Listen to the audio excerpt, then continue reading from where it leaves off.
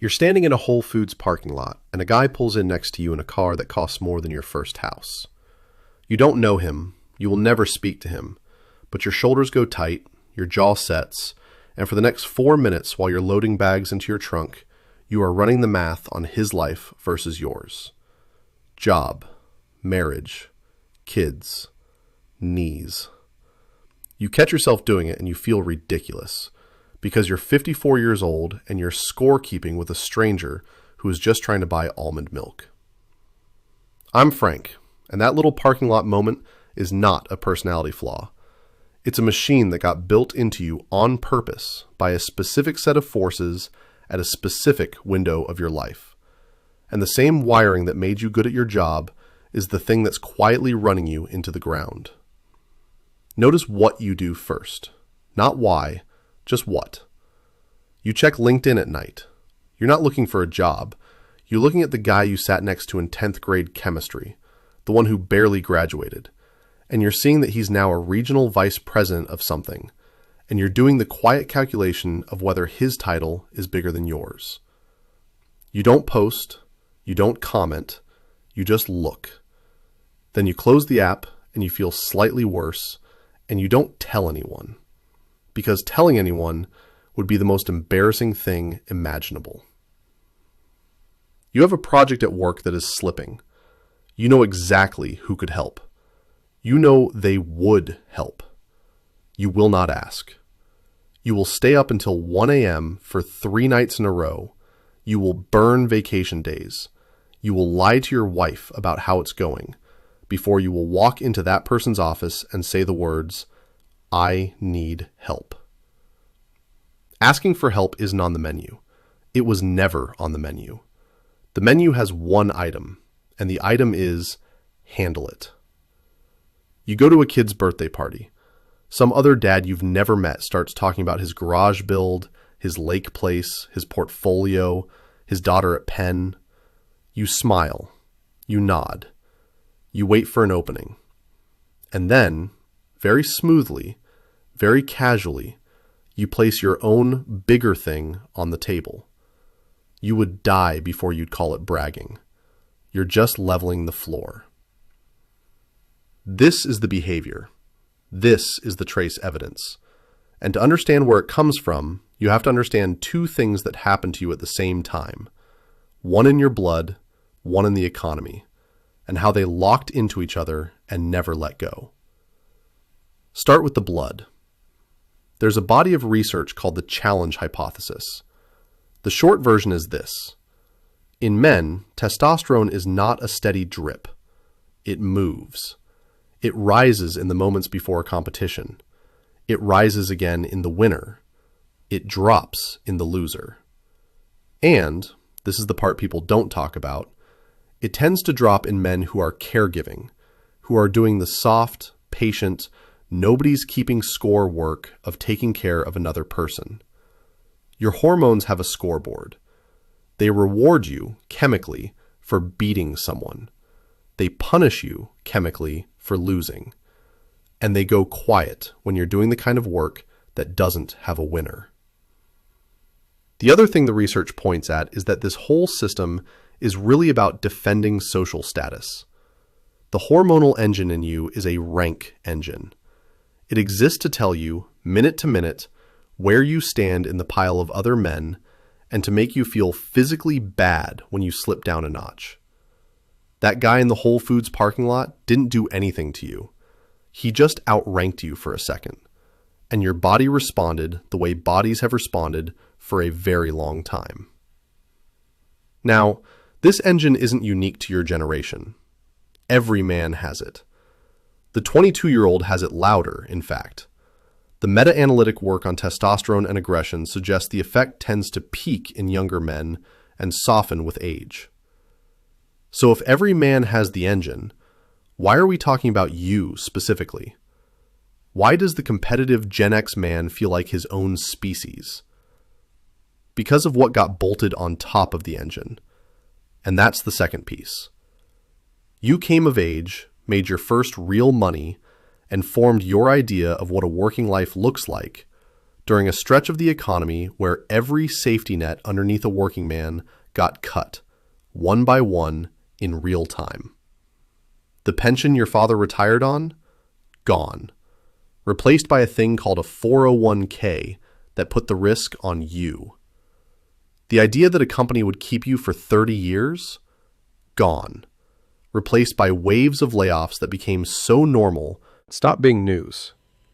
The trust that the institution, the company, the union, the government, the church, would catch you if you fell. Gone. You watched it leave.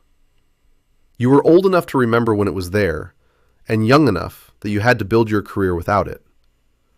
So what did you do? The only logical thing.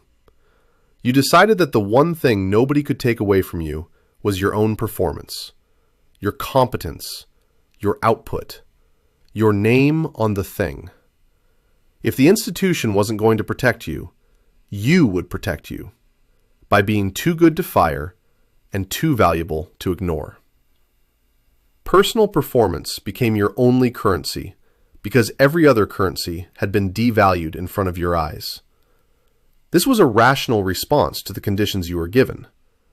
The problem is that a rational response, repeated for 35 years with a hormonal scoreboard underneath it, turns into something else. It turns into a personality. And then it turns into a prison. Look at the personality data. A 2025 psychometric dataset from a company called Solston scored generations across a bunch of traits. Gen X scored 51 on ambition, higher than every other generation they measured. They also scored high on self-control, so the trait stack is real.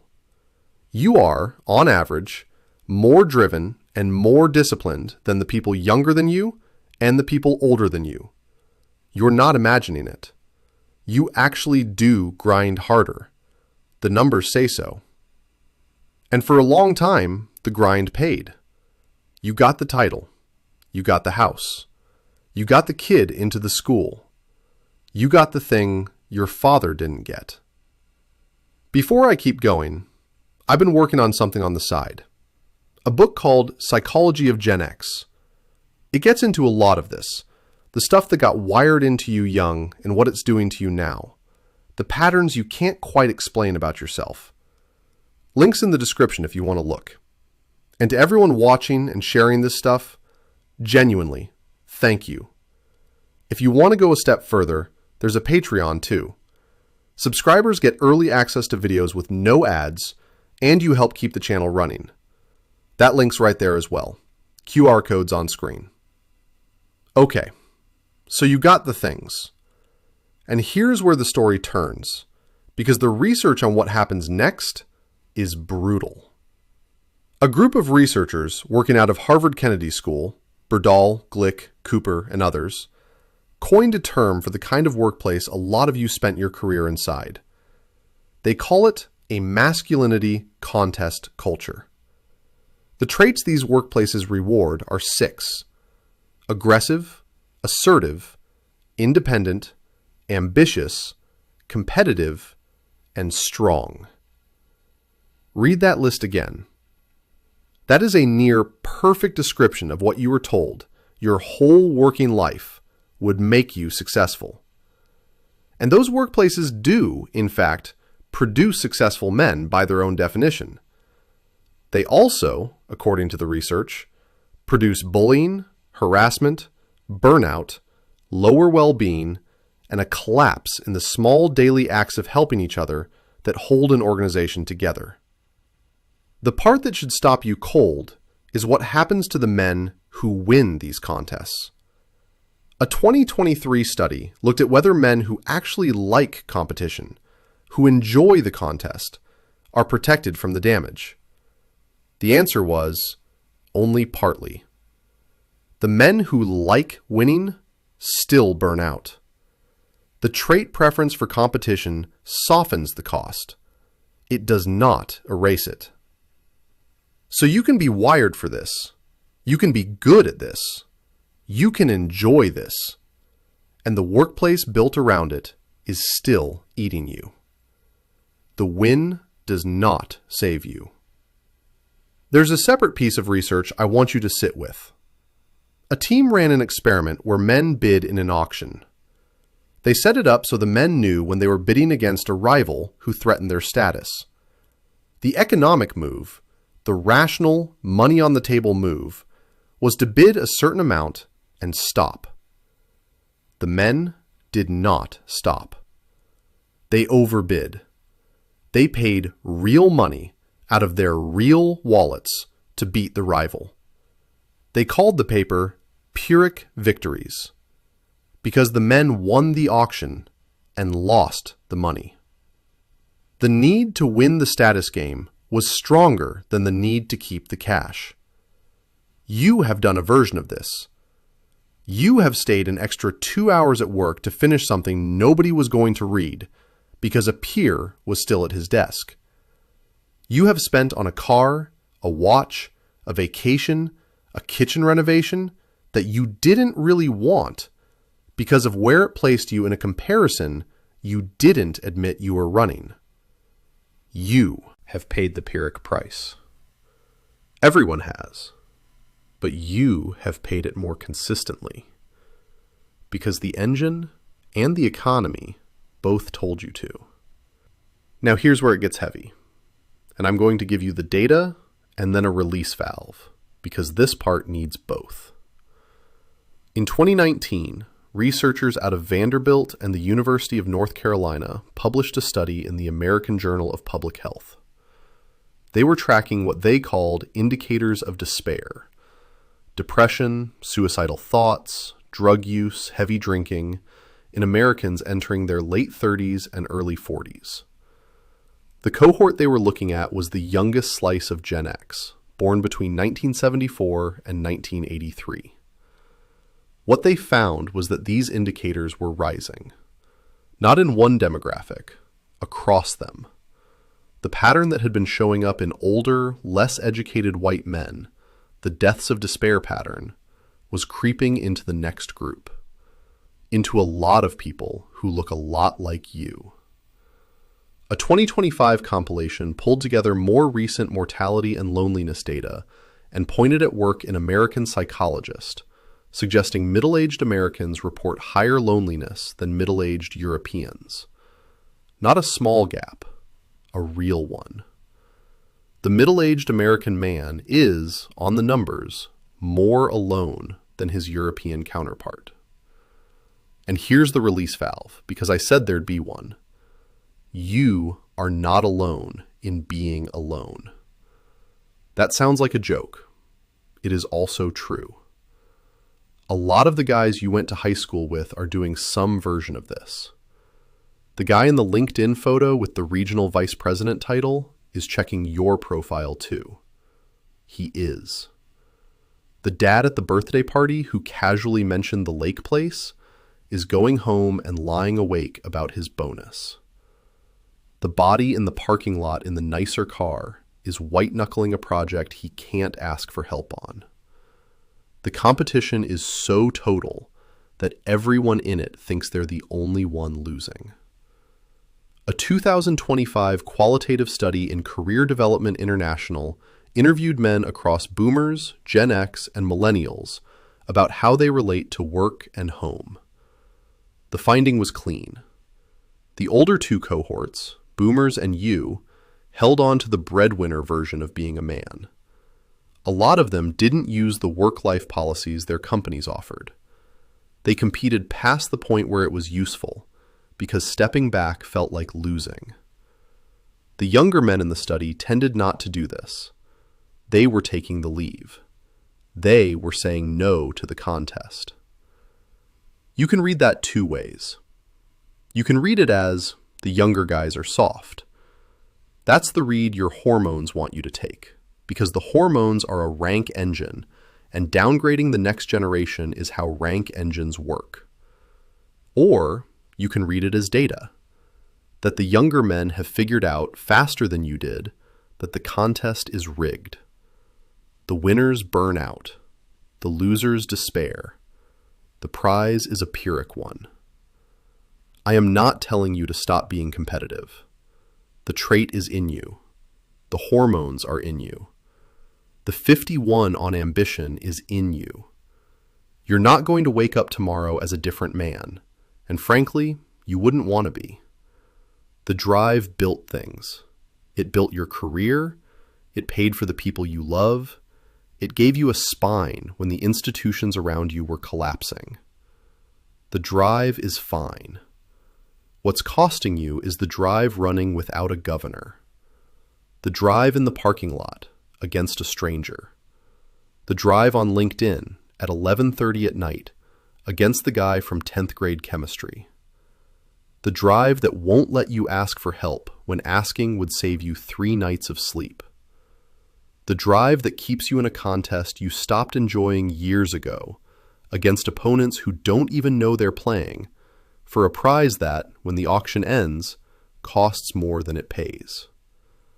The competitive Gen X man got rewarded for 30+ years for the exact trait that is now showing up in his blood pressure, his sleep, his loneliness numbers, and his despair stats. The system that built you is now billing you. That's the whole story. A bill coming due on a transaction you didn't know you signed. The part you can still work with is small and unglamorous. Call it a governor. It's noticing the parking lot moment and naming it as the parking lot moment, instead of letting it run the next 4 minutes of your nervous system. It's asking one person for help on one thing this month, just to prove to yourself that the sky doesn't fall when you do. It's looking at the LinkedIn guy and thinking, with genuine generosity, good for him, and meaning it, because every time you mean it, the rank engine loses a little voltage. It's the smallest possible acts of stepping out of the contest, done often enough that your body starts to believe the contest is optional. You spent your life proving you could win it. You don't have anything left to prove. The guy you were trying to become, you became him a while ago. You just never got the memo because nobody in this contest ever gets the memo. The memo isn't part of the prize. Sit with one more thing before you click off, because I added this on purpose and I want it to land. The men in that Pyrrhic auction study didn't know in the moment that they were overpaying. They felt like they were winning. The dopamine hit when the gavel came down was real. The price tag, the part where the math didn't work, came later, when the room was empty and the lights were on, and they were the only ones still standing at the table holding the receipt. That's the part nobody films. That's the part that doesn't make it into the highlight reel of a career. You've had that moment, maybe more than once. The promotion you fought for that you didn't actually want by the time you got it. The argument you won with your brother at Thanksgiving 4 years ago that you'd give a lot to take back.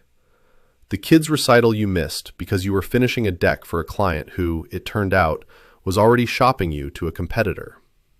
The receipts pile up. You file them. You don't look at them because looking at them would mean adding them up, and adding them up would mean admitting that some of the wins were the most expensive things you ever bought. Here's the trick the research keeps pointing at. The men who do best in the back half, not financially, in the body, in the sleep numbers, in the staying married numbers, in the still having friends at 60 numbers, tend to be the men who got specific about what they were competing for and let the rest fall off the list. They picked 3 things, not 12, not all of them, 3. And they let the parking lot guy have the parking lot. You can do that. You can probably do that this week. The engine doesn't have to come out. It just needs a steering wheel. Quick thing before I go. Psychology of Gen X came out of doing this channel and realizing all these topics connect into one bigger story about how you got built.